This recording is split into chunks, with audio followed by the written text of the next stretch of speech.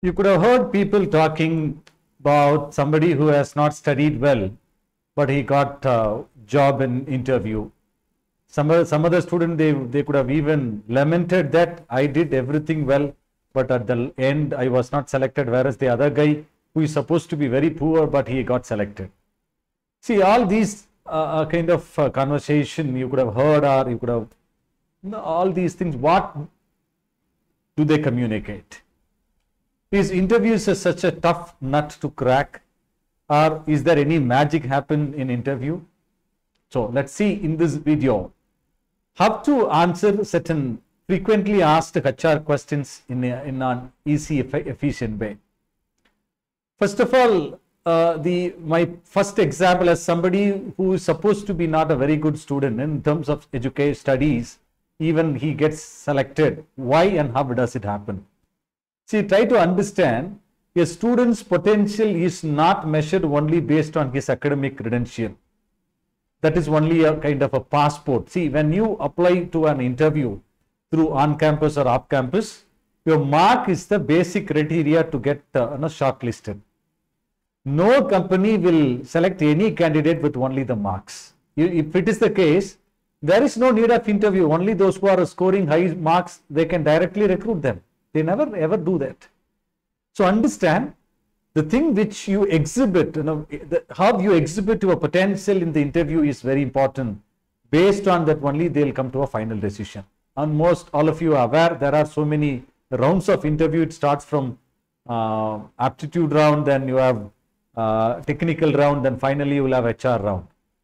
See, in the HR round, for some of them it is an easy piece of cake. For some of them it is a very difficult task, because they do not know how to crack it.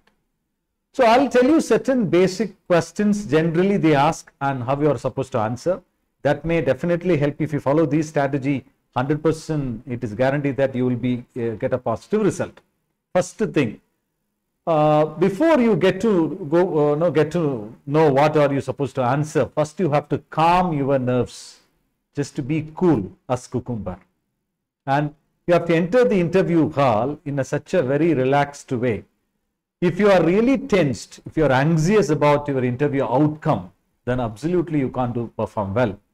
Never ever worry about the outcome of the interview, but only worry about your 100% contribution, your 100% performance. That's what you need to worry. See, you try to give your 100%, give a 100% shot. Let it be whatever it may be, let it be. Don't worry. Because in interview, only two things can happen. I used to say always my students, either selection or rejection. You no need to worry about anything. So only two things can happen. Either you get selected or rejected. Everybody wanted to get selected, then who will get rejected then? So obviously, some of you will be rejected. So even you may be rejected in a small company, then later you may get selected in a very big company. So it may happen. Even I have seen in my experience, there are students got rejected in a normal companies, then later they got selected with the high packages also. So don't worry. What only thing is, you should really feel bad if you have not given 100%. So you have to give 100%, number one. Calm your nerves, and let me tell you certain tips how to be cool. That's what, don't worry about the outcome. Second thing, always have a well prepared answers, then so that simply whatever they ask you and honestly answer them. Don't try to manage anything. Simply honest. You should talk from your heart, not something from your brain. So you got the point? So let me tell you some. I'm not going. There are so many questions. Let me take some few. First question, generally tell about yourself. So when you face a question called tell about yourself, please make a point that you introduce yourself in a very, very efficient way. And generally try to avoid whatever the information you have given in your resume. Try to give some extra information. Sir, how can I give? See, the answer to self-introduction, it has to happen. Definitely the preparation, you should have prepared minimum. I usually recommend 1 week to 10 days. You should take time to prepare how you should introduce. You should write a rough draft, then you make a fair, and it should go minimum 10 drafts. You write it down exactly what are your best thing. You put a SWOT analysis and identify whatever strength. You have to highlight those things alone, and you rephrase and write in an efficient way. Then check all those things, or everything is condensed within that particular 2 minutes, because you don't talk more than 1 minute to 2 minutes in introduction. So you need to what you call condense all your information within that time frame. So that cannot happen on the spot, because even you can answer on the spot, but in the on the spot answer probably you may give importance to unnecessary information. You could have omitted the necessary information. That's why I would always recommend you better prepare for this self-introduction and have, see, the preparation doesn't mean that memorizing. You mention clearly, make a note of it. What are the salient features about yourself you need to exhibit in the self-introduction? Generally tell about your strength, never talk about a weakness.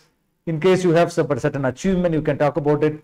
Company specific skill, if you have, see, based on the company requirement, if you have some skill, you can highlight those things. And in this way, you should tell them that you are an ideal candidate, as well as you should prove that you have a confidence, you have the skill set. And another most important thing, the first answer is the great chance for you to create a first impression. That first impression should not become a bad impression. So think all these things, because there is no fixed answer for this, because it has to vary according to the person to person. So you think about it. Probably once you write, you can get help from your friends or probably your teachers. They may guide you or maybe correct your version of writing. Then probably you can add all necessary point. You can remove the unnecessary point. This is point number 1. Question number 2. Next question, immediately they may not ask this, but let me tell you in the order of important questions. Then I'll go to the order of least important question. Next question, why should I hire you? Why should I select you? Or how you are better than the other candidate? These are the ways they may ask you why they are supposed to select. So you need to tell them clearly that you have the necessary skill set which the particular company demands, or you are highly qualified to get that job based on your skill set, so that they may select you. Number 1, your attitude, your skill set and your exposure, experience, everything is highly relevant to the present job. For that reason, you may be selected. In that way, you can you have to answer them.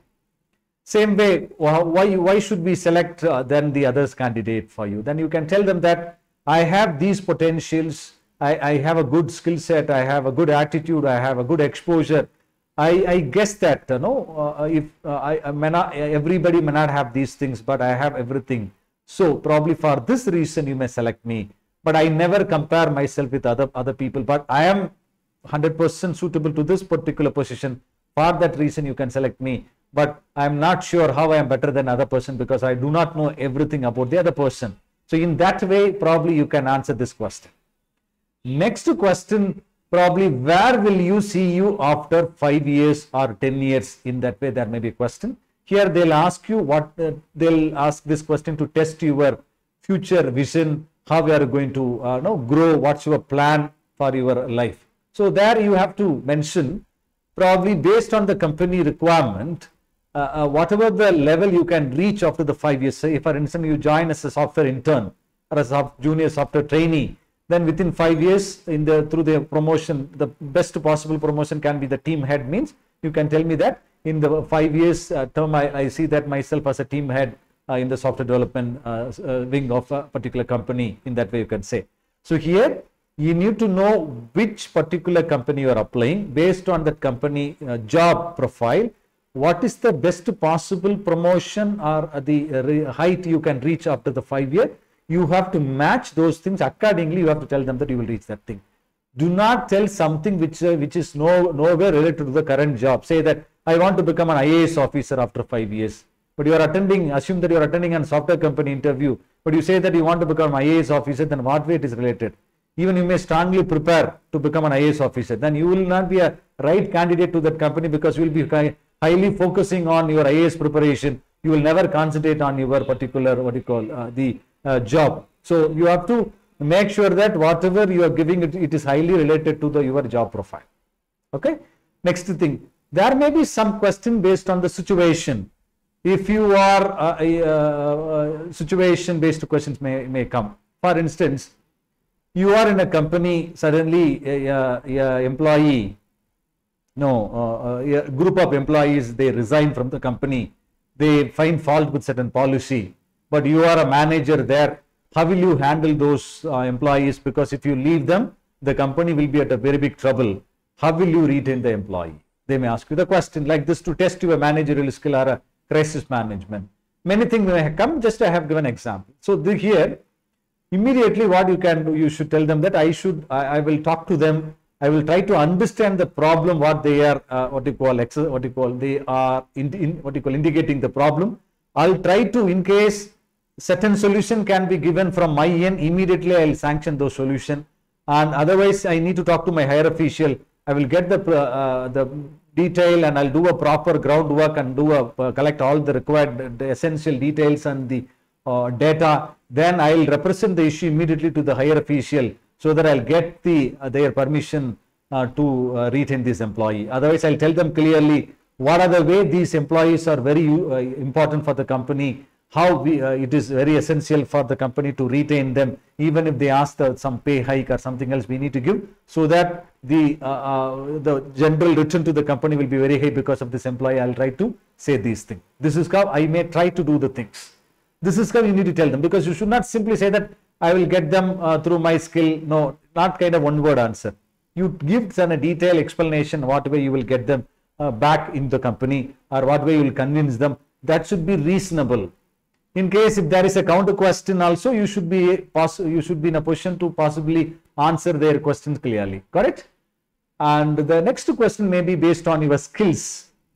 Can you tell me what are the skills you have learned beyond your classroom? Then absolutely must be in a position to tell them, maybe in the school days or college days, beyond classroom, and they are asking your extracurricular activities, probably the skills, your leadership skill, managerial skill they are asking. You can tell them that beyond my classroom, I have been a member of various clubs where I got an opportunity to be a lead of the team, or to be some organizing member of the club. So where I got an opportunity to organize different events, I understood the managerial skill. I coordinated this event, and you should give a proper example originally what you have done. You can give that example to show that these are the skills you have learned from your school or college beyond the classroom. Beyond the classroom is not subject based learning, it is beyond, it is extracurricular learning. You should highlight that. Got it? And the another type of question may be kind of sometimes stress interview may be there. They may want to test your patience. They may ask you some question. Okay, you are given a job. So there is one job which has a lot of potential to get a high growth, whereas the another job, your potential for the growth is less, but you get a very high package. Which job will you select? Then here they'll test your attitude. You should say that you will select the job which has the more potential for the growth. The reason is, if you select a job which gives you high package now, as there is no growth opportunity in that particular job, probably somebody who has taken a low package right now, he may overtake you, or he may get the better position in the future because of the high possibility of the growth in that job. So always you should prefer the job which provides you high growth potential.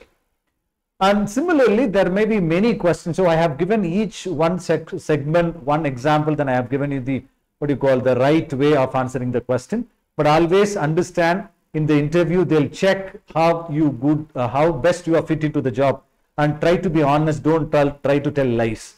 Don't try to pretend as somebody you are not, because you should tell the original personality. Something you are not, if you try to project that personality in the interview, definitely you will miserably fail. And second important thing, don't try to give any wrong information. Always tell the original 100% honest information. And last one is, very importantly, be confident. Whatever you try to communicate, you communicate confidently. In case certain questions you are asked, if you do not know, you can tell them you don't know.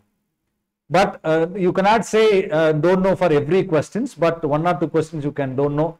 But the basic question, if you say, if you don't know, for example, are you a leader or not? If you say that I don't know, means you are gone. Something technically very complex question, if you really don't know the answer, then you can say no. But something which you can answer it means you should think and you can answer it. Even you can take a second, you can ask them time, can I take some seconds to think? You can take 30 seconds to think, then you can answer them. But you don't ever tell that you don't know for simple questions. So I hope this FAQs probably could have helped you. Probably if you want me to address some other questions, you can just comment in the comment box. I'll try to add those videos in the later. Till then, bye. And if you find it useful and share it to your friends, I'll catch you in the next video. Bye-bye.